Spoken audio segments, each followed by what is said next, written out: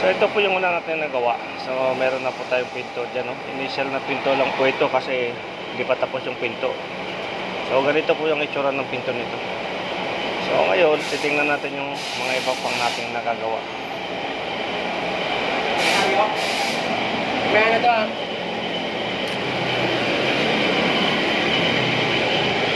So ito po yung mga nabending natin. Ayan po nabending natin, marami na tayong nabebending dyan, no? Ayan po mga pesa na natin ngayon kasulukuyan natin ginagawa.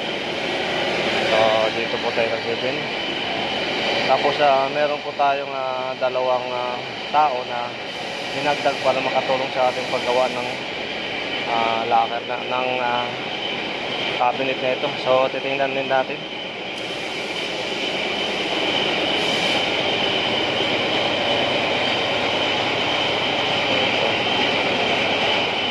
Ayan.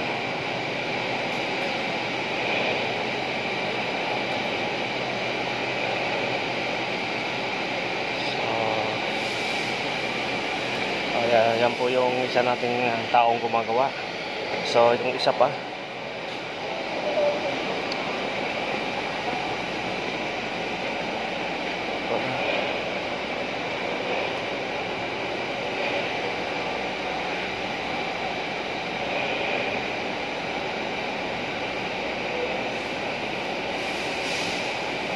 So dito 4, 5, 6, 7.